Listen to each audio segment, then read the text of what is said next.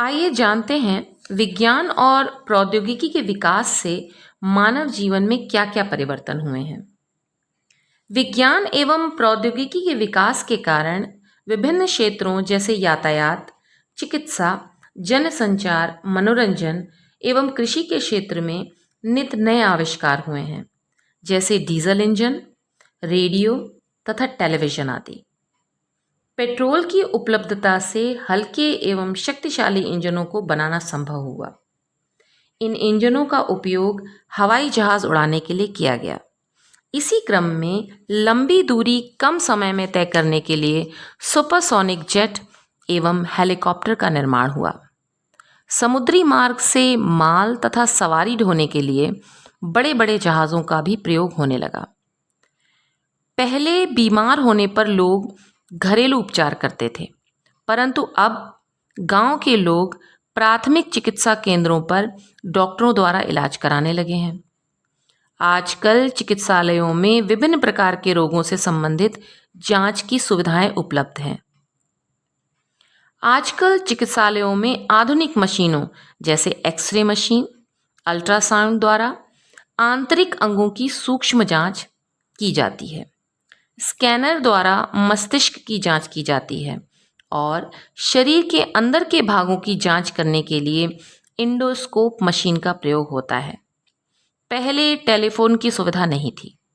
लोग एक दूसरे का हालचाल जानने के लिए संदेशवाहक किसी व्यक्ति, पत्र, टेलीग्राम तथा प्रशिक्षित कबूतरों द्वारा संदेश भेजते थे, परंतु आज के वैज्ञानिक युग में संदेशों के आदान प्रदान के लिए फैक्स मशीन, ईमेल आदि का प्रयोग हो रहा है।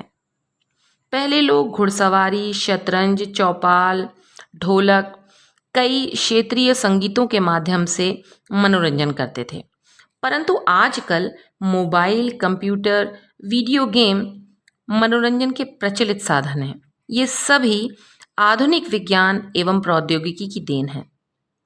पहले उद्योग धंधे बहुत कम थे, किंतु आज हमारा देश औद्योगिक क्षेत्र में विकसित देशों की बराबरी कर रहा है। स्टील के उत्पादन के लिए हमारे देश में जमशेदपुर, राउरकेला, भिलाई, दुर्गापुर शहरों में कारखाने खुले हैं।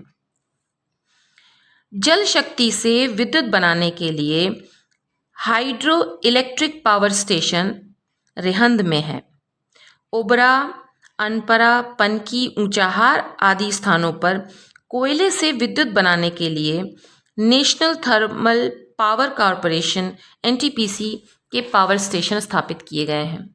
इसी प्रकार नाभिकीय ऊर्जा से विद्युत ऊर्जा के उत्पादन के लिए ट्रॉम्बे, नरौरा, राणा सागर, कलपक्कम के एटॉमिक पावर स्टेशन कार्य कर रहे हैं। किसी प्रकार कृषि के क्षेत्र में भी पहले पारंपरिक साधनों जैसे खेत जोतने के लिए हल, बैल एवं सिंचाई के लिए ढेकुली, रहट आदि का प्रयोग किया जाता था। इन साधनों के प्रयोग से पर्याप्त उपजाऊ भूमि उपलब्ध होने पर भी खाद्यान्न का उत्पादन अपेक्षाकृत कम होता था। इसके विपरीत आज के वैज्ञानिक युग में कृषि के क्षेत्र में अनेक आधुनिक एवं सुविधाजनक यंत्रों का प्रयोग होने लगा है, जैसे ट्रैक्टर, थ्रेशर, हार्वेस्टर, डीजल के पंप सेट, ट्यूबवेल आदि। खाद्यान्न की उत्पादन को बढ़ाने के लिए शोधित बीज इस्तेमाल हो रहे हैं। यूरिया, सुपरफॉस्फेट जैसे रासायनिक उर्वरकों का प्रयोग किया जा रहा है। अब हम खाद्यान्न के क्षेत्र में आत्मनिर्भर हो गए हैं। यह सब हरित क्रांति के द्वारा संभव हुआ है। ये हरित क्रांति क्या होती है? आधुनिक कृषि उपकरणों, उन्नतशील बीजों, उर्वरकों और पर्याप्त सिंचाई के साधनों द्वारा कृषि उपज में आशातीत वृद्धि को हरित क्रांति कहते हैं। विज्ञान ने प्रौद्योगिकी तथा प्रौद्योगिकी ने विज्ञान का विकास किया है। वास्तव में प्रौद्योगिकी तथा विज्ञान दोनों एक दूसरे पर आश्रित हैं। प्रौद्योगिकी का विकास विज्ञान के नियम तथा सिद्धांतों के दैनिक जीवन में उपयोग से होता है। यही कारण है कि प्रौद्योगिकी को व्यवहारिक ज्ञान भी कहते हैं। इसी प्रकार विज्ञान का जितना अधिक विकास होता है, उतनी ही उत्तम प्रौद्योगिकी विकसित होती है।